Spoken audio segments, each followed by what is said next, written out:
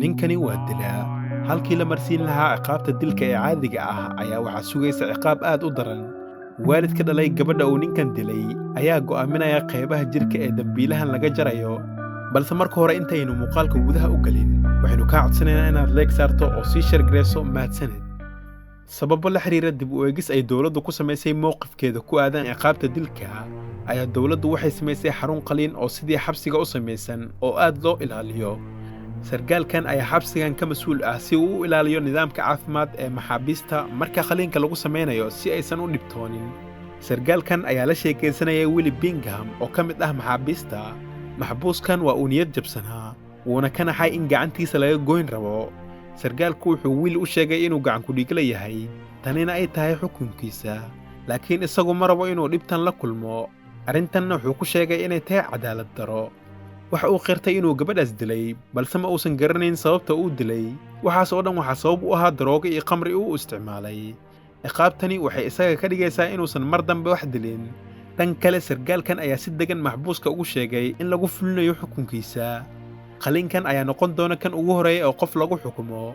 taasina waxay cashar u noqon doontaa dilaayaasha kale ee isaga ka dambeeya. isagoo argagaxsan oo quus taagan ayaa Willie uu sargaal ka baryay inay si toos ahay u dilaan sidii ay horeyba u samayn jireen. laakiin sargaalku wuxuu u sharxay in xeerkaas wax laga beddelay, isagana uu noqonayo qofka ugu horeeya ee sharcigan lagu fulinayo si ay tusaale guud ugu noqoto dadka oo dhan. marka ninkan 2 ilaa 3 qalin la marsiiyo isagu markaas waa xor. isagoo arrintan maqalkeeda ka murugaysan ayuu ku mantagayay musqusha. intaas kadib waxaynu aragnaa xabsiga isbitaalka halkaasoo loo diyaar garoowayay qaliinka ninkan. Willie Bingham isagoo miir qaba oo cabsanaya ayuu sariirta dusheeda saarnaa. muraayadda qolkan gadaashiisa qoyska marxuumadda oo ka kooban aabbaha iyo 2 gabdhood ayaa daawanayay waxaan oo dhan. iyaga ayaa xaq u leh inay go'aan ka gaaraan halka ay dhakhaatiirtu ninkan ka goynayaan. aabbuhu wuxuu amar ku bixiyey in hawsha la bilaabo. sargaalka ayaa amarka sii siiyey dhakhaatiirta qaliinka. meel kale carruur dhiganaysay fasal sawirada lagu barto oo iskuullada dowladda ka tirsan ayaa wax sawirayay. si lama filaan ah Willie waxaa la keenay fasalkan isagoo ay gacantiisa bidix go'an tahay, wuxuuna ardayda uga sheekeynayay wax ka dhalan kara falal dembiyeedyada. carruurtu aad ayay uga naxeen aragtida ninkan. intii lagu guda jiray qaliinkiisa labaad Willie waxaa laga jaray gacantiisa midig iyo lugtiisa bidix, waxayna u muuqataa in xubnaha qoyskan ay ku raaxaysanayaan xanuunkiisa. marka ay naafanimadiisa korortay ayaa la waday si natiijadiisa loo tuso dhallinyaro yaryar oo xabsi ku jiray kuwaas oo iskuulladooda nafta u keenay.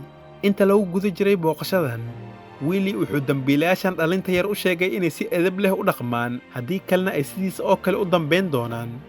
inkastoo markaas uu Willie maskax ahaan bad qabay, haddana wuxuu ka murugaysnaa qaliinkiisa 3aad ee lagu samayn rabo. ka hor intaan hawsha la bilaabin waxa uu sargaalkii isku dayay inuu ninkan maskiinka ahi ka farxiyo, isagoo ku ammaanayay sida uu u dhabar adeegay. wuxuuna u sheegay in ehlada marxuumadda ay u naxariisan doonaan isaga oo ayna si xun u geli doonin. isagoo wakhti ku qaadanaya gurigiisa ayaa sargaalku wuxuu warar ka maqlay mudaaharaadyo looga soo horjeedo ciqaabta aadka u xun oo wuxuushnimada leh ee lagu ciqaabayo dambiilayaasha sida Willie Bingham oo kale, kaasoo ku xadgudbay dilayna gabadh iskuuley ah. waxaa la isku diyaariyey qaliinkii 3aad, waxayna dhakhaatiirtu amarka sugayeen qoyska gabadhii geeriyootay. aabbuhu wuxuu si deggan u amray in ciyaarta la bilaabo. dhakhaatiirta qaliinka iyo sargaalku way is eegayeen iyagoo niyad jabsan. inta lagu guda jiray qaliinkan Willie waxaa laga saaray 1 kili iyo sanbab. tanna waxay keentay in isbitaalka ay dakhli ka sameeyaan xubnaha maxaabiista. intaas kadib Willie waxaa wakhtigiisa firaaqada la tusay muuqaalada qaliinkii lagu sameeyey. miskiinkan ayaa isagoo kalkaalasada la kaftamaya weydiiyey xubinta u hartay ayaga oo ay maanta ka goyni rabaan. 5 bilood kadib Bingham waxaa la marsiiyey qaliin 5aad, markaasuu xubintiisa taranka laga bixiyey. maalintaas kadib ma uusan ooyin, cidna lama uusan hadlin. qaliinkiisii ugu dambeeyey Willie naxariis daro aad u weyn ayaa lagula kacay oo dhagaha, sanka iyo carabkiisa ayaa laga gooyey. haraaga jirkiisana waxaa lagu ciqaabay laysar. markaas aabbihii marxuumadda ayaa qancay oo go'aansaday inuu ciqaabta joojiyo oo uu saxiixay waraaqihii muhiimka u ahaa. sargaalku wuxuu Willie oo curyaan ah oo faashado ku duduuban ku wargeliyey inuu sii noolaan karo oo uusan niyad jabin. 5 sano ayaa markaas dhacdadan ka soo wareegatay. qolka Bingham waa kan ugu soo sokeeya ee isbitaalka xabsiga. leerarku had iyo jeer way u shidan yihiin.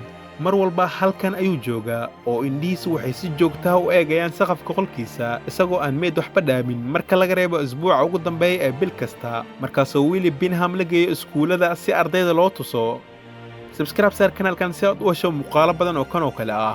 Furo gambaleelka oo noo reeb like si aad u caawiso kanaalka. waadna ku mahadsan tahay daawashadaada.